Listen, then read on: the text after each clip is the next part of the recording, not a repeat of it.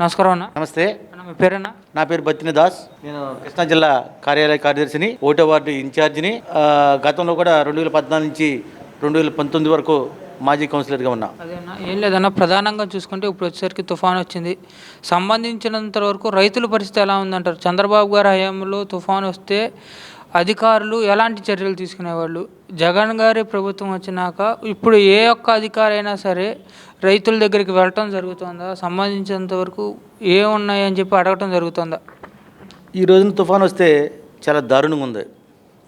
నారా చంద్రబాబు నాయుడు గారు తుఫాను సూచికలు అంటే తుఫాను వస్తుంది, వాయుగుండం పడింది, మనం ఏం చేస్తే బాగుంటుంది, ఎలా చేస్తే బాగుంటుంది, అది సిసిఎస్లని అక్కడున్న పిఏల్ని కూర్చోబెట్టుకుని, అధికారులను కూర్చోబెట్టుకుని రాష్ట్రం మొత్తం కూడా అలర్ట్ చేసేవాళ్ళు.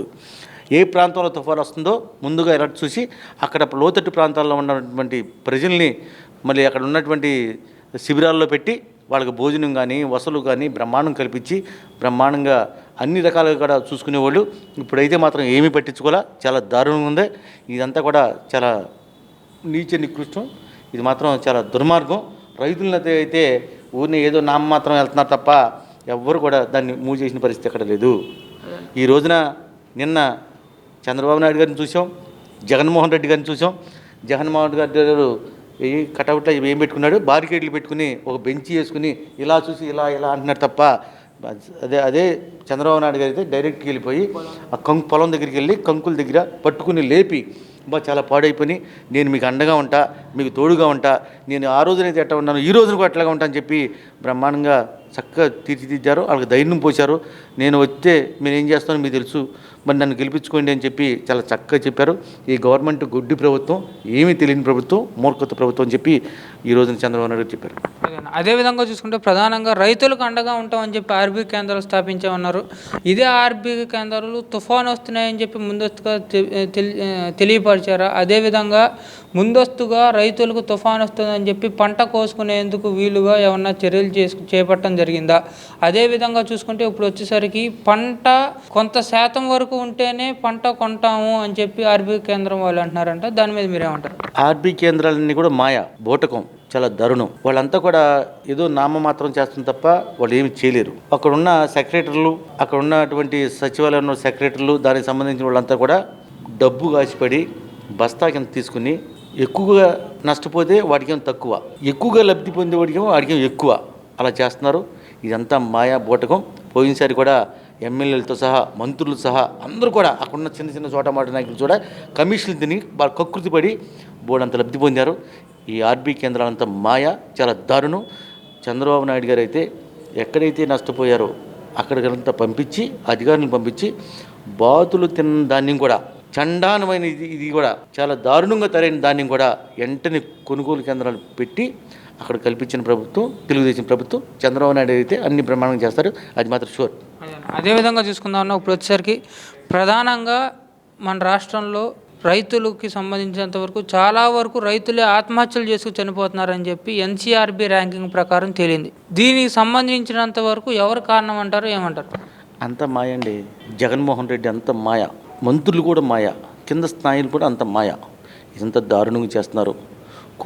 ఒక కోడికత్తి తెచ్చుకుని విమానాశ్రయంలో ప్రవేశించగలరా? ఒక తాళం ఉంటే కుయ్యని మోగితే ఏంటని చూసి చెక్ చేస్తారు. ఒక కోడికత్తి తెచ్చుకుని వెళ్ళి విమానాశ్రయంలోకి వెళ్ళి జగన్ని పొడిచాడంటే నమ్ముతామా? ఇంత దారుణమైన పరిస్థితి ఎక్కడ లేదు. జగన్మోహన్ రెడ్డిని నమ్మే పరిస్థితులు ఎక్కడ లేరు. ఇది చాలా దారుణంగా ఉంది. జగన్మోహన్ రెడ్డి అన్ని మాయ చేస్తున్నాడు, కుళ్ళు చేస్తున్నాడు, కుతంత్రాలు చేస్తున్నాడు. రైతును మాత్రం సర్వనాశనం చేశాడు.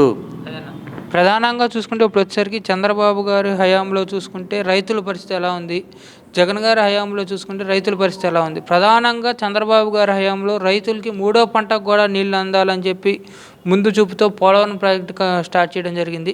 ఇదే పోలవరం ప్రాజెక్టు కంప్లీట్ చేయడానికి 10 సంవత్సరాలు పడుతుందన్నారు. 5 సంవత్సరాల్లోపే పోలవరం ప్రాజెక్ట్ని 72% పైగా కంప్లీట్ చేయడం జరిగింది.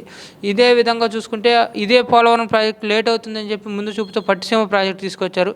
పట్టిసీమ ఎందుకు దండగా అన్నారు. అదేవిధంగా చూసుకుంటే ఇప్పుడు ఈ పోలవరం ప్రాజెక్టు విషయానికి వచ్చేసరికి వైసీపీ నాయకులు ఒక ఇటుకు కూడా వేయని పరిస్థితి ఏర్పడుతుంది. ఇదే పోలవరం ప్రాజెక్టు కింద 2 ఇరిగేషన్ మినిస్టర్లు పనిచేశారు. ఒకళ్ళు వచ్చేసరికి అనిల్ కుమార్ యాదవ్ గారు, ఒకళ్ళు వచ్చేసరికి అంబటి రాంబాబు గారు. అసలు ఈ పోలవరం ప్రాజెక్టు గురించే పట్టించుకోవట్లేదు. దాని మీద మీరు? ఇది చాలా దారుణం. రైతులు కర్మ. ఆ రోజున నారా చంద్రబాబు నాయుడు గారు ఒక పక్కన పోలవరం పూర్తి చేస్తూ ఒక పక్కన పుటావుడిన 1300 కోట్లు పెట్టి అదే పైచలకు అటు ఇటు ఏదో ఇదే ఉన్న కృష్ణారెడ్డికి కాంట్రాక్ట్ ఇచ్చి ఇమీడియట్లీగా ఏదైతే మనం నీళ్లు తోడితే కృష్ణా డెల్టాకి నీళ్ళు వెళ్ళగలవో వేరే తాటకి నీళ్ళు వెళ్ళగలవు అని చెప్పి పుటా పెట్టిన బ్రహ్మాండంగా తెచ్చింది ఘనత నారా చంద్రబాబు నాయుడు గారి. దీంట్లో ఏం అనుమానం లేదు, దీంట్లో తప్పుడు మాటలు మాట్లాడుకుంటా. ఇది కాదు మనం చేయాల్సింది, ఈ పంపింగ్ విధానం కాదు. పోలవరాన్ని పూర్తి చేస్తే బ్రహ్మాండమైన సస్యంలో ఉంది. కడప వెళ్తుంది, కర్నూలు వెళ్తుంది, ఆంధ్ర వెళ్తుంది, కృష్ణా జిల్లా వెళ్తుంది, ఇంకా మన తూర్పుగోదావరి జిల్లా అన్నీ కూడా బ్రహ్మాండంగా ఉంటుందని చెప్పి 72% పూర్తి చేసాడే. దుర్మార్గులారా, దొంగలారా, కంత్రిముండ్లారా, ఎవడన్నా నువ్వు అనిల్ కుమార్ యాదవ్ నువ్వు ఒక దరిద్రుడివి, నువ్వేం మాట్లాడో తెలీదు. ఒరే ముండల రాంబాబు వాడు వస్తావా గంట వస్తావా అంటాడు. ఇవన్నీ పిచ్చి పిచ్చి కోతలు కోసి ఇవన్నీ చేసి అన్నీ చాలా దారుణంగా ఉందండి. ఈ రాష్ట్ర ప్రభుత్వం కూలిపోవటం ఖాయం.